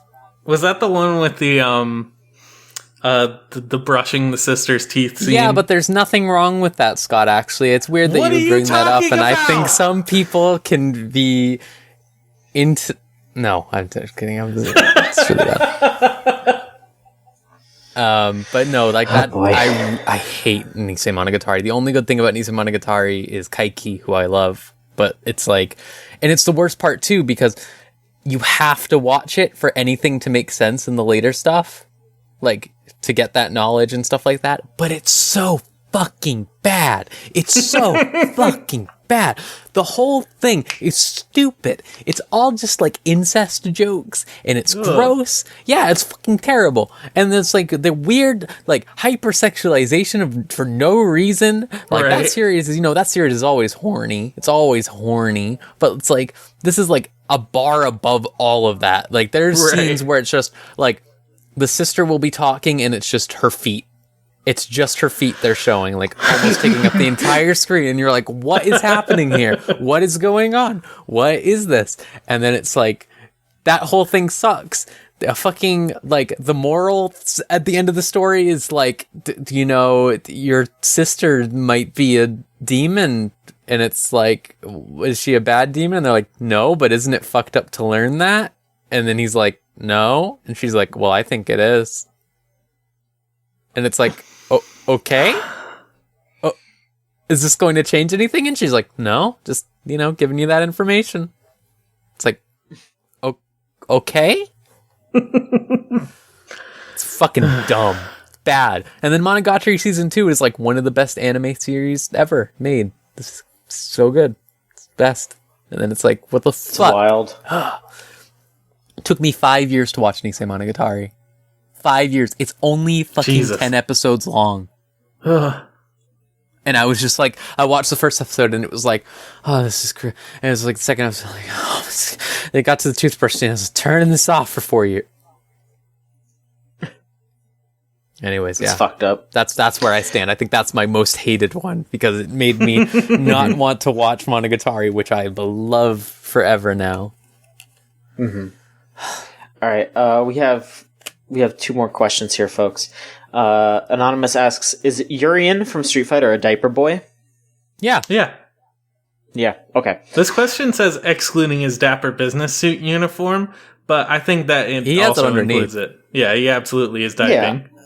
I mean, I didn't include that because I thought it was obvious. Like, he's got it on no matter what. So, yeah. And finally, from the Mighty Mighty Bosstones, if you want to ask questions like these incredible questions that we get every week, videogamechuchu.tumblr.com/ask or podcast@videogamechuchu.com. Mighty Mighty Bosstones asks, Vegeta's Chipotle order, the sequel to Vegeta's Subway order. If you recall, we figured out what Vegeta's Subway order would be a couple of weeks ago. What was it? It was many layered. Let's just leave it at that. It was wet. It was tart. And it was disgusting. Now we need to figure out what Vegeta would put on his Chipotle burrito or other form of food. Well, let me pull up a Chipotle menu real quick. But I feel like if he's let me type and then talk. I do need to say that we have established a canon. Okay. For Vegeta's palate. He likes to try slightly spicy things, but he can't go too far because he has a very delicate Saiyan palate. Oh, yeah. Okay, first, we have to decide, is it a burrito, a bowl, tacos, or a salad? I think he would go for a bowl. A bowl? I think he would go for a bowl, too. Okay. Yeah. You don't think he would go full burrito? Like, he could, but I feel like if he's gonna have a meal, he wants to sit down. He doesn't want to, like, you can sit down with the burrito, but I think, like, if he was to have a burrito, he wouldn't sit down. You know what I'm saying? Like, he would be walking with it. Chipotle burritos are fucking thick, and they're not fun to hold, so Vegeta is also pretty thick. So here's my answer. Here's my answer for why I think he would use a bowl. I think he would have had a bit of a mishap with a burrito at some point. Oh yeah, sure. he took it to go. He brought it home. He brought it into the time chamber with him, and he was trying to like work out and eat at the same time, and it got fucking everywhere. I mean, like, he's wearing like white too most of the time too. So like, imagine like that. Exactly. That wouldn't have been a good time. No. Yeah. So bowl keeps it safe. He can bring it home. It's real simple. It just pops the top off, and he can eat it. Like, do some training, eat some. Yeah, like, absolutely. That's the kind of thing he wants to do. Mm-hmm. So Vegeta's a bowl guy. I think he would get carnitas as his protein. I think he would get the cilantro lime white rice as like as like just right there to top it off. Bulma told me that it's good for you. Like, that's what he would say. And he would get nothing else, but he would get like 3 orders of guacamole. Oh yeah. I think he would like guacamole, but there's got to be something to this order. Like some peppers. Well, you only... There's not a lot of Chipotle ingredients. You just kind of grab what they have and mix it together. You could get fajita veggies. You could get some fajita veggies in there. But I feel like he would do that. I think he would. He'd be like, like he'd be causing a hassle for them. That's like exactly what he would do. No, I see Vegeta as a pinto beans guy. Like, really? Oh, yeah, sure. Yeah. Mm-hmm. I think he goes for the white rice and the pinto beans because he thinks that's like a balance. You know, he's like, yes. I think he would go for the white rice, but again, I think the cilantro lime, because that's something like Bulma would like be like, oh, you went for white rice again, and he'd be like, oh, I don't want to deal with this. Okay. Silence, woman, you. Okay, hear me out. So he's grabbed his sweet carnitas, he's grabbed his cilantro lime white rice, he's gotten 3 orders of guac. And I think on top of that, he's also going to want some green chili salsa and also some red chili salsa and some sour cream. No. I don't think sour cream. I think maybe both of the salsas would be. Now hold your horses. He doesn't want cheese. Hold your horses. We established a canon. He can't handle too much spice. Yeah, okay, yeah, right, yeah. Okay, maybe he would drop the red chili salsa, because that is the hot salsa, and just grab some more green chili salsa. But with the green chili salsa, no, what he would say with the green chili salsa is he would say, not too much. He would make sure that exactly. He watches them put a spoonful in, and then he's like, no. And then they're like, oh, they take dump out half the spoon, and they're just like, is this good, sir? And he's like, yeah. Take a little bit out. See, my theory is I'm just trying to make the wettest, sloppiest bowl you can. No, see, he likes a sloppy sandwich. I think he would be like he would be a really tight and tidy bowl person. Like he'd be like, yes, here's my yeah. I think my headcanon for the Vegeta bowl is carnitas. You hit the nail on the head with the carnitas. Because I think he would be like worried that they cooked the steak wrong. Like he'd be like, oh, they don't make it right. And I just think he'd trust it. Carnitas, definitely. Cilantro, lime, white rice, absolutely. That is just like the pinnacle of Vegeta there. I really do think he would ask for beans too. He wants a lot of protein. I think that would be important to him. Would he get 2 meats? Would he get several different meats? I think he would just get the 1 meat because he doesn't want to go overboard. I think he's like, you know what? This would just cost too much. He's like, Bulma only gave me $15. I need to buy some chips and dip and a drink as well. I'll just grab one of the Izzies out of the cooler. and then yes, half a spoonful of the green chili salsa. Yeah, exactly. Not too much. Yeah. Not too much.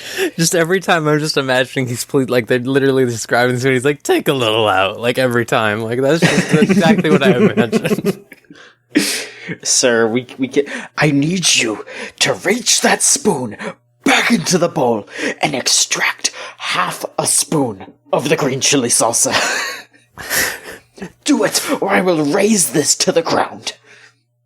He just like starts charging the final flash like right in front of the guy's face. Like he's like, he's seen this before. He's just like, yeah. All right, sir. Or no, like his coworker's like, no, guy, like, just don't even worry about it. Listen, don't. Yeah, he'll be fine. It's gonna be too spicy for him no matter what. Like, don't worry about it. And then I think he would want some lettuce, but I think it would be kind of similar to the green chili, where they would put a handful of lettuce in, and then he would just be like, "That's far too much lettuce. You're diluting the flavor." I think that would be the opposite. I think he would just want more lettuce. He would just get as much lettuce as he could fill in the bowl. I don't know. I think he would be worried about the balance of the flavors. I think he would think that the lettuce isn't flavorful enough for him. I don't know if he knows what flavor is. That's true. That is also very true. I think he's just worried about things being too spicy because he doesn't want to take damage. Mm-hmm. Yeah, that sounds right. He would feel very what's the word? He would feel very emasculated by the idea that something is too spicy. Yes, he absolutely. Would just go, how is this rendering me useless? It's too much. The Prince of All Saiyans brought to tears by a burrito bowl. Absolutely. He would absolutely be like that.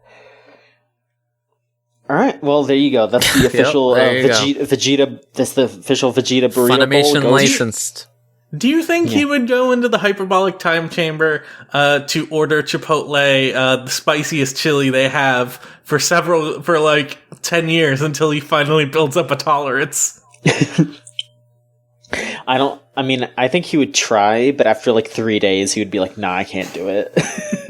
Oh, look at this me! I'm the strongest!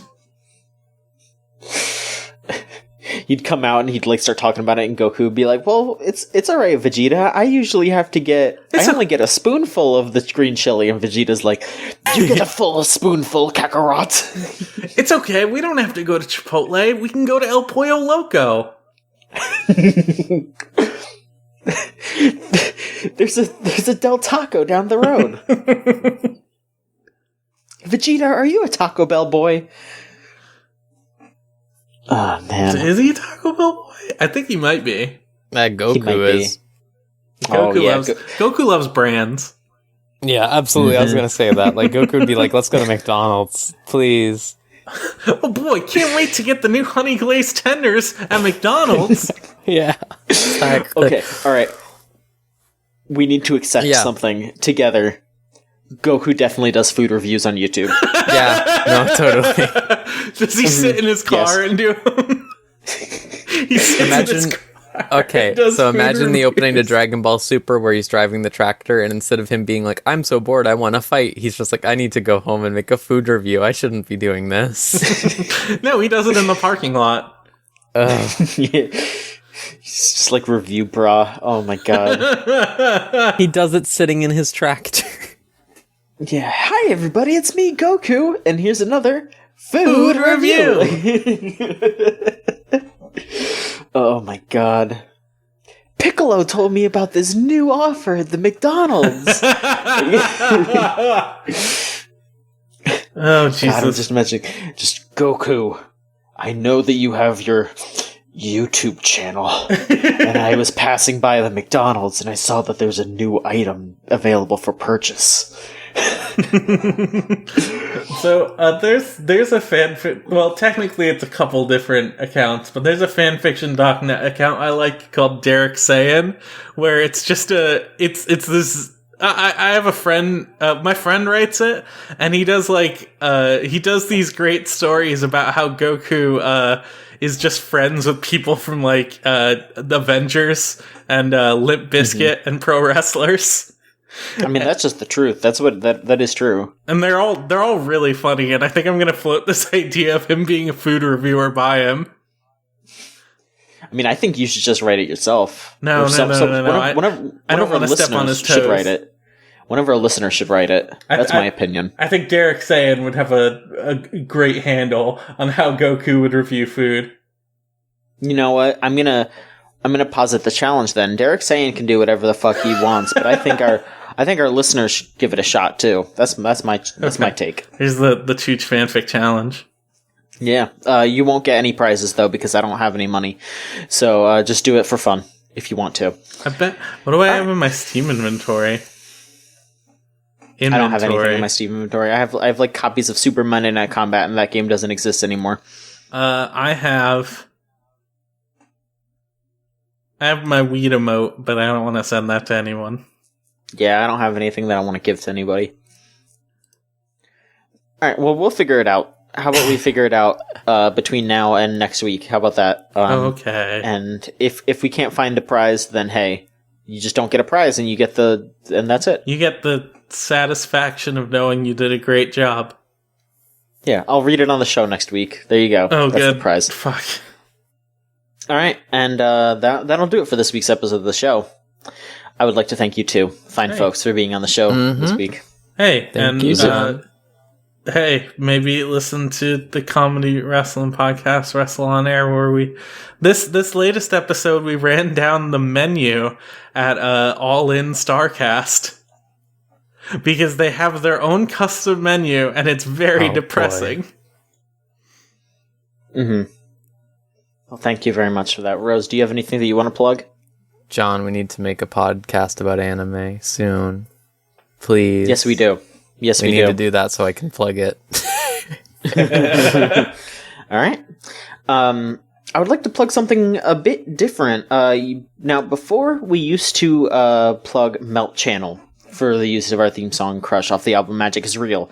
Well, the leader of Melt Channel, Thomas, has gone on to create a new musical venture called Magic Circuit.